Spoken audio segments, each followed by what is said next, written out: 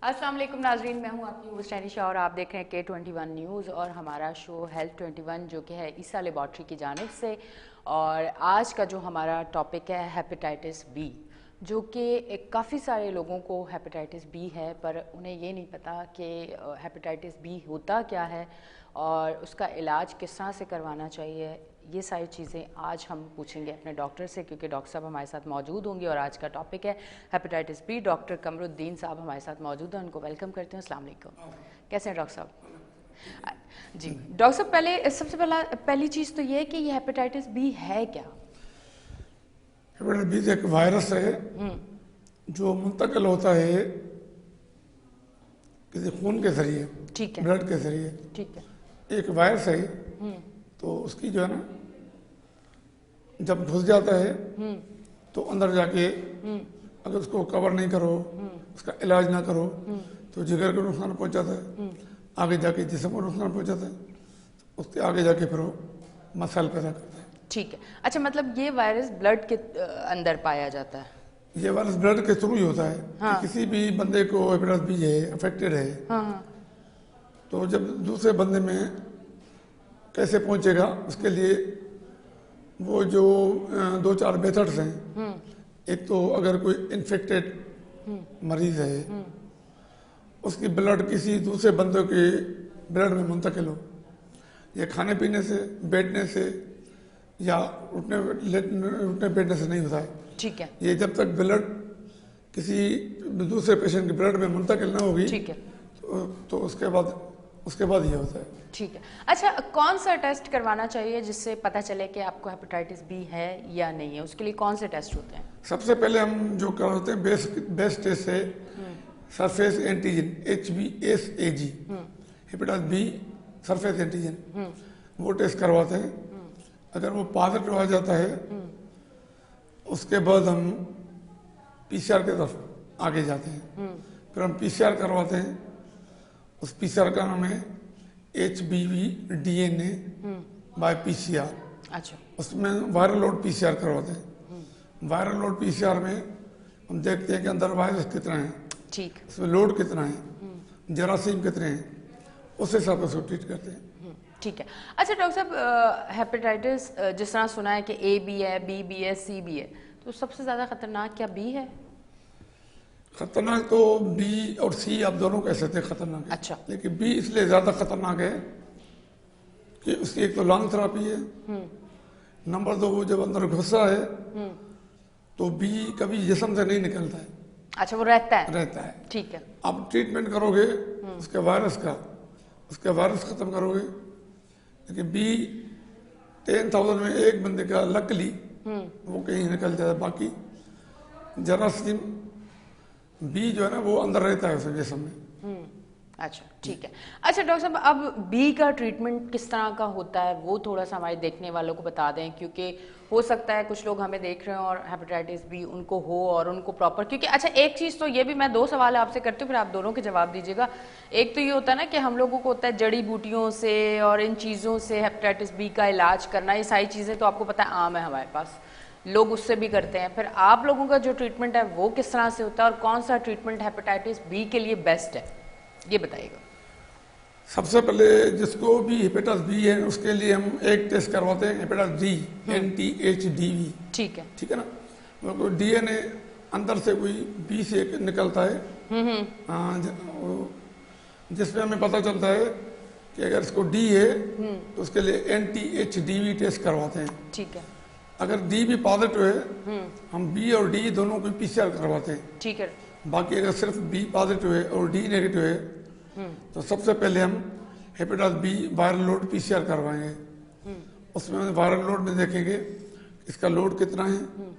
उसके साथ फिर हम बेस लाइन कोई टेस्ट होते हैं, जैसे CBC टेस्ट है, जिसमें देखेंगे इसकी ब्लड कितनी है, इसके रेड सेल्स कितने हैं, वाइट सेल्स कितने हैं, प्लेटलेट्स का क्या उसका अंदर रेशो है या कितने अंदर मौजूद हैं। साथ साथ हम देखेंगे LFT, लिवर फंक्शन टेस्ट, जिगर कैसे काम कर रहा है।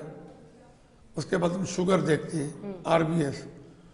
उसके बाद हम एक गुर्दे की टेस्ट है UC, वो देखते हैं। अगर वो सब नॉर्मल हैं देन हम प्रोसीड करते हैं हेपेटाइटिस बी के लिए, उसके ट्रीटमेंट के लिए। अच्छा, ठीक है। और ये जो जड़ी बूटियों से जो लोग इलाज करते हैं, इनके लिए क्या कहना चाहेंगे? वो लोगों का अपना ख्याल है। हमारे हिसाब से तो जो हमें थ्योरी मिलती है अपने बुक्स में, किताब में, गाइडलाइन में, हम उसको फॉलो करते हैं। वो लोग कहते हैं हमें उस पर यकीन नहीं है। जड़ी बूटी के आप देखो, जब तक जहाँ हमारे पास हर चीज़ है, कंप्यूटर है, लैब्स हैं, हर चीज़ आप देख के उसको बता सकते हो कि इसमें फॉलोअप है हमारे पास कि कितना अभी आपका दवाई दी, उसके बाद अभी बाकी कितना रह गया है, या बिल्कुल कितने तक दवाई देनी है, कितने तक इसको आगे चलाना है। वो जड़ी बूटी में वो सब नहीं है। वो एक मतलब कि थिंकिंग है कि उससे ख़त्म होता है, लेकिन हमारे यहाँ ट्रीटमेंट है। ट्रीटमेंट है, ठीक है। अच्छा डॉक्टर साहब, अब ये बताएं कि हेपेटाइटिस जो है वो जिगर को वो करता है सबसे पहले, क्योंकि जिगर की वजह से ही सारे फंक्शन जो है वो डिस्टर्ब होते हैं। आप लोग इसलिए सारे टेस्ट लेते हैं? हेपेटाइटिस होता है जिगर में, आप इन्फ्लेमेशन ऑफ द लिवर के पेरेन्काइमल सेल्स, तो वो जिगर में ही होता है। जिगर से फिर वो जाके आगे खराबी पैदा करता है। हेपेटाइटिस कितना बढ़ जाए जो फिर उसका इलाज नहीं रहता?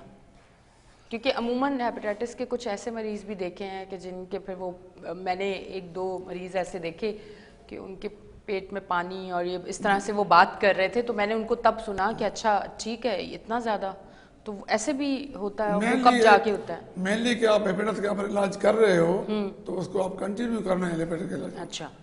उसके साथ जब हेपेटाइटिस के साथ साथ मंथली हम उसकी टेस्ट करवाते हैं, जिसको हम फॉलोअप टेस्ट कहते हैं।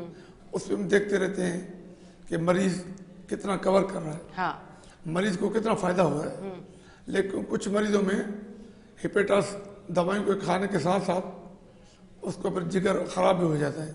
अच्छा। जिगर में सूजन आ जाती है, जिसको सोजश कहते हैं जी। तो फिर वो थोड़ा हेक्टिक प्रॉब्लम है। उसके लिए फिर हम करवाते हैं, एक हमारा टेस्ट है fibro scan of the liver. उसमें लिवर का स्टेटस देखते हैं कि लिवर की अभी क्या कंडीशन है, कहाँ तक इस बीमारी ने इसको मुतासर किया है या कहाँ तक इसको नुकसान दिया है, उसमें ये देखना पड़ता है। अच्छा, पाकिस्तान में हेपेटाइटिस जो है वो कितना है पाकिस्तान में? आप क्योंकि आप तो डॉक्टर हैं, फिर आपके पास एक एवरेज तो होता है कि किस मुल्क में कौन सी बीमारी कितने % है? पहले तो यहाँ बहुत ज़्यादा था, लेकिन जब से गवर्नमेंट ने ट्रीटमेंट शुरू किया है, उस पर एक हमारा चलता है initiative for hepatitis B and C, chief minister programme. उसके थ्रू जब से वो आया ना, 8-10 साल हो गए, उसके बाद लोगों को पता भी चला है, बेनिफिट भी मिल रहा है, उससे ज़रा सा ये कम हो गया है। जी।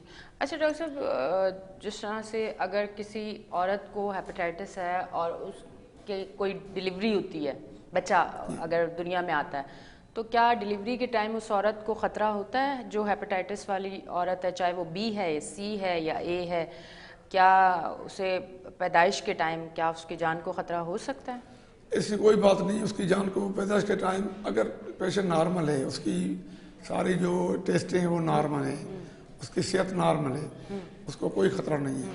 हाँ, अलबत्ता जब बच्चा पैदा हो विदिन 24 आवर्स एक इंजेक्शन है, उसको इंजेक्शन लगती है बच्चे को, जैसे बच्चा सेफ हो, ताकि बच्चे को वो हेपेटाइटिस ना लगे। हाँ, ना लगे। यानी कि जब तक बच्चा माँ के पेट में है उसको हेपेटाइटिस नहीं होगा, और जब वो पैदा होगा तो 24 घंटे में वो इंजेक्शन लगाना है ताकि उस बच्चे को ये बीमारी ना लग सके।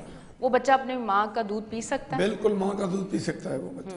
माँ के दूध से वो बीमारी नहीं कोई बीमारी है ना, कोई ताल्लुक है। अच्छा, ठीक है। ये बड़ा एक देखें कुदरत का निज़ाम है कि आप ऐसी चीज़ें जब सुनते हैं ना, मुझे बड़ा वो होता है कि अगर बीमारी मेरे अंदर है तो फिर अगर आप अपनी औलाद को दूध पिला रहे हैं तो अल्लाह ने एक ऐसा इंसान को बनाया है कि वो बच्चा अपनी माँ के दूध से भी महरूम ना हो अगर उसकी माँ को बीमारी है। बड़ी चीज़ है। अच्छा डॉक्टर साहब, अब मुझे ये बताइएगा कि ये जो हेपेटाइटिस है ये क्या एक एज लिमिट के बाद होती है या बच्चों में भी पाई गई है? आपके पास ट्रीटमेंट होते हैं, लोग आते हैं, बुजुर्गों में ज़्यादा होती है, जवान लोगों में ज़्यादा होती है, या बच्चों में भी होती है? मैडम, बाहर बेबी से भी होती है। बच्चा पैदा हुआ उससे माँ के जरासीम मुंतकिल होते हैं, उससे भी होती है। ना अच्छा। हो तो अल्लाह की अपनी कुदरत है, लेकिन इसकी एज कोई भी नहीं है। मतलब ये किसी भी किसी एज में, भी हाँ। उम्र में हो सकता है, मतलब ये वो बीमारी है कि इसके लिए उम्र की कोई कैद नहीं है, किसी भी उम्र में हो सकता है। जैसे हम लोग कहते हैं ना, एक बीपी हाई अगर हो रहा है तो हमारे जहन में ये होता है कि ठीक है, जो ज़्यादा सेहतमंद है या थोड़ा सा वो एज हो गई है तो उसको बीपी हाई होता है, हमारे एक जहन बने हुए हैं ना। तो ये एक ऐसी बीमारी है कि जो बच्चों में भी, जो पैदाइश के दौरान भी, पैदाइश होने के बाद भी, और छोटे बच्चों में भी, किसी में भी हो सकता है। अच्छा, अब मुझे ये बताएं कि जिन लोगों को नहीं है हेपेटाइटिस, उसके बचाव के लिए कोई ऐसा ट्रीटमेंट, कोई ऐसी वैक्सीन हमारे मुल्क में, कोई ऐसी चीज़ है कि जिन लोगों को हेपेटाइटिस नहीं है उनको सेफ रखने के लिए वो वैक्सीन लगाई जाए? ये अगर मैं तो ये कहता हूँ कि जो भी पाकिस्तान की आदमशुमारी है, जितने भी लोग हैं, एक इंजेक्शन है, हेपेटाइटिस बी वैक्सीन है जी, वो सबको लगनी चाहिए। जिसको हेपेटाइटिस बी नहीं है नहीं, कि उससे वो बच सकता है। एक दिन का बच्चा हो, 10 साल का बच्चा हो, 20 साल का जवान हो या 50 साल का बुढ़ा हो, उन सबको बी की वैक्सीनेशन करवानी चाहिए। डॉक्टर साहब, ये तो गवर्नमेंट की तरफ से भी, मैं आज जी से हाँ। कुछ अर्सा पहले, क्योंकि मुझे याद पड़ रहा है कि मैं कुछ अर्सा पहले लगवाने गई थी और गवर्नमेंट की तरफ से ही लगी थी और मैं लगवा के आई। हमारे सेक्टर में सब है, इंजेक्शन हाँ। है वहाँ। तो लोगों को इतनी अवेयरनेस दी गई है कि वो इससे बचाव के लिए, क्योंकि देखें हमारे पास चीज़ें तो सब हैं पर अवेयरनेस नहीं है, लोगों को पता नहीं है। तो इस तरह की चीज़ें, कोई ऐसी आप लोगों की तरफ से भी कोई ऐसी एक्टिविटी होती रहती है कि लोगों को बताया जाए कि ये आपकी सेफ्टी के लिए चीज़ है, ये गवर्नमेंट की तरफ से, ये हम लोगों की तरफ से, ताकि आप इन चीज़ों से बचें? हमारे यहाँ एक मैनेजर हेपेटाइटिस कंट्रोल प्रोग्राम, वो बैठता है हैदराबाद में। ठीक। वहाँ से पूरी सिंध में वो रोल करता है, उसको अपना प्रोग्राम चलाता है। उसके तहत हम हर घर, हर गांव, हर शहर तक ये पहुंचाते रहते हैं। एक डेट यहाँ पे 28, शायद 28 मई की डेट है, जिसपे हम अवेयरनेस एवरी ईयर ये करते हैं, एवरी ईयर हेपेटाइटिस डे बनाते हैं। इसके अलावा भी मुख्तलिफ प्रोग्राम्स होते हैं, मुख्तलिफ कैंप्स के इनेकाद होते हैं जहाँ पे हम फ्री वैक्सीन करते हैं। वहाँ पे पम्फलेट देते हैं, लोगों को किताब दे देते हैं कि वो पढ़ें, वो उस पर अमल करें। ठीक। अच्छा, आपने ये कहा कि हेपेटाइटिस बी जो है उसका ट्रीटमेंट रहता है और लॉन्ग टाइम आप उसको लेके चलना पड़ता है। जिस तरह से अगर एक मैं एग्जांपल दूं तो डायबिटिक पेशेंट जो है उसको रोज़ अपनी दवाई लेनी है अगर उसने ठीक रहना है, तो इसी तरह हेपेटाइटिस बी। अच्छा, तो ये जो हेपेटाइटिस ए बी सी सबको अगर लें तो इसमें मुख्तलिफ है कि सी का एक ट्रीटमेंट लिमिटेड टाइम और बी का जो है वो चलना है, तो इसके बारे में अगर थोड़ा सा बताएं तो। वो उनका सारा, उनका जो अंदर एक होता है आरएनए और डीएनए, तो जो बी में होता है वो डीएनए होता है। तो जो डीएनए का ये मकसद है कि आप उसको सप्रेस तो कर सकते हैं, वो जिस्म से ज़्यादा नहीं है। तो इस हिसाब से अगर आप ट्रीटमेंट छोड़ दोगे तो वायरस दोबारा उभर के आ जाएगा, उसके बाद दोबारा वही कंप्लेंट, वही परेशानी, वही बातें होंगी। अगर आप छोड़ देंगे तो फिर उसके बाद में जिगर खराब हो जाएगा, जिगर में पानी आ जाएगा, जिसको हम एसाइटिस कहते हैं। तो उसका पर जो है थोड़ा क्रिटिकल प्रॉब्लम। अच्छा, जिगर में अगर पानी आ जाए तो फिर कुछ है ट्रीटमेंट या फिर वो थोड़ा ज्यादा जिगर में अगर पानी आ जाता है, उसके जो उसका ट्रीटमेंट है, उसकी जो हम देते हैं डायूरेटिक्स देते हैं, कुछ और ड्रग्स हैं जो उसको कंट्रोल करती हैं, ठीक, वो भी देते हैं। साथ में बी की भी दवाई देते हैं ताकि ये कंट्रोल में रहे और आगे ना जाए। तो अगर कोई बंदा दवाई खाता रहता है तो वो सेफ रहता है। अगर वो छोड़ देता है तो पानी बढ़ जाता है, फिर जिगर का जो फंक्शन है वो कम होना शुरू होता है, आखिर में जाके जिगर अपना काम करना छोड़ देता है। अच्छा, हेपेटाइटिस का कोई उर्दू में भी तो नाम होगा, क्योंकि बड़े हमारे गांव देहात के सादा लोग हैं जो हर बीमारी को अपने अपने नाम से रखते हैं। जैसे अब डायबिटिक पेशेंट को शुगर, जनरली जो कहते हैं काला यरकान, काला यरकान, हाँ। एक यरकान और एक काला जनरल उसको यरकान कहते हैं। हेपेटाइटिस जो है ना बी और सी, उसका नाम काला यरकान रखा। खतरनाक, यानी कि खतरनाक है ये। अच्छा, अब मुझे बताएं कि इसमें क्या भूख लगना ख़त्म हो जाती है? क्या क्या ऐसी चीज़ें हैं जो आप, अगर आपके साथ हो रही हैं तो सबसे पहले आप अपने डॉक्टर के पास जाएं, अपने टेस्ट करवाएं? कौन सी ऐसी चीज़ें आपको महसूस हों तो आप फौरन से टेस्ट करवाएं। इसमें मैं एक और बात ऐड करना चाहता जी हूँ। जरूर जरूर। यहाँ पे जो हमारे पेशेंट अक्सर हकीमों के पास जाते हैं, हाँ। वो लोगों को डराते हैं, फला चीज खाओ, फला नहीं खाओ, जैसे वो कहते बड़ा गोश्त नहीं खाओ, मच्छी हाँ, नहीं हाँ, खाओ, बिल्कुल। और कोई भी ऐसी चीज नहीं खाओ जो मतलब पेट खराब करे। ठीक। लेकिन हमारे जो मेडिकल जो उसमें ट्रीटमेंट है, उसमें सबसे पहले एक आपकी ब्लड जो है ना वो नॉर्मल हो। ठीक है। ब्लड नॉर्मल के लिए आपकी कोई कैद नहीं, आप हर चीज खा सकते हो। इस प्रोग्राम के तवज्जुह से मैं ये बताना चाह रहा हूँ कि हमारे तरफ से किसी भी चीज की कोई भी मना नहीं है। ठीक है। तो लोग आके पूछते हैं बड़ा गोश्त खाएं, मच्छी खाएं, बार बार क्वेश्चन करते हैं। हम कहते हैं हर चीज खाओ, जो हलाल चीज है, अल्लाह ने हलाल की हुई है, वो खाओ आप। सब खाओ, कोई रोक टोक नहीं है। अगर आप उसको डाइजेस्ट कर पाते हो तो। अगर प्रॉब्लम है किसी चीज से तो फिर आप प्रॉब्लम है तो उसके लिए आप दवाइयाँ लो, डाइजेशन की, हाँ। उसको हल करके दवा। या हमारे हेपेटाइटिस में ऐसी कोई भी खुराक नहीं जो हम ना खाएं, ऐसी कोई भी इंडिकेशन नहीं है। ठीक। अच्छा, तो क्या इसमें जब ये किसी को महसूस हो कि ये चीज़ें हमें हो रही हैं, मतलब कमज़ोरी फील हो रही है या कोई काम नहीं हो पा रहा, थकान है या भूख नहीं लग रही, XYZ, अब आप डॉक्टर हैं, आप बेहतर बता सकेंगे, मैं तो 2-3 चीज़ें गिनवा दी हैं कि ऐसी कौन सी चीज़ें आपको अपनी बॉडी में महसूस हो तो आप फ़ौरन टेस्ट करवाएं। मैडम मेनली हेपेटाइटिस बी और सी में ऐसी शुरू में कोई कंप्लेंट नहीं होती है। अच्छा। ये तो पूरी जो पाकिस्तान की आबादी है, टोटल आबादी, हर एक को बी और सी करवाना चाहिए, क्योंकि उसके सिम्टम्स नहीं होते हैं। अच्छा। वो जब तक आप ब्लड टेस्ट नहीं कराओगे तब तक पता नहीं चलता है। ऐसा सोया हुआ होता है। हाँ बिल्कुल। बाकी हाँ। जैसे हमारे पास काफी लोग आते हैं बट डिलीवरी के लिए या कोई ऑपरेशन छोटी या बड़ी के लिए, हाँ, मतलब किसी और चीज के लिए, उसमें बेस लाइन में बेसिक ये आजकल बी और सी गवर्नमेंट करवाती है। ठीक। उसमें पता चलता है तो फिर लोग परेशान हो जाते हैं, अरे हमें कहाँ से आ गया, हमें तो था ही नहीं, हम तो बिल्कुल ठीक थे। तो इसलिए गवर्नमेंट की रिकमेंडेशन ये है कि एज सून एज पॉसिबल आप बी और सी की टेस्ट करवा लें, जो कि सरकारी सेक्टर में फ्री में हो रही है, एवरी डिस्ट्रिक्ट में इन द सिंध फ्री में हो रही है। ठीक है। करवाना। अच्छा, मतलब इसके कोई सिम्टम्स नहीं होते कि आप खुद जज कर पाएं कि शुरू में नहीं होते और फिर आगे जाके होते हैं। अच्छा, जब आगे जाके कौन सा ऐसा टाइम होता है या वो पूरी बीमारी आपको जकड़ लेती तब वो सामने नजर आती है? एक्चुअली मेनली जो है ना ब्लड लॉस हो जाए, खून कम हो जाता है। और जो मेन कंप्लेंट है वो मैदे में जलन, भूख न लगना, खाना हजम ना होना, कमजोरी हो जाना, ये सेकेंडरी सिम्टम्स हैं। ये इसके लिए वजह से नहीं होते, लेकिन सेकेंडरी सिम्टम्स है ये। सबसे पहले हमें टेस्ट करवानी चाहिए एवरी ह्यूमन बीइंग जो भी रहते हैं हाँ पाकिस्तान में या एवरीवेयर इन द वर्ल्ड। उसके बाद उस टेस्ट को फॉलो करें आप। अगर आपको बी आ रही है तो फिर बी के लिए बी की PCR होती है, बाकी और टेस्ट होते हैं वो करवाने हैं। उसमें एक फाइबर स्कैन टेस्ट होती है जिगर की, वो करवा के देखते हैं कि जिगर की अभी क्या कंडीशन है, कितना जिगर काम कर रहा है, जितना जिगर चल सकता है अभी, तो ये उसमें होता है। अच्छा, अब अगर कोई मैरिड लाइफ में और उसकी बीवी को अगर हेपेटाइटिस हो गया है या हस्बैंड को हो गया है तो वो मैरिड लाइफ एक जी रहे हैं, तो क्या उनको आपस में ट्रांसफ़र हो सकता है?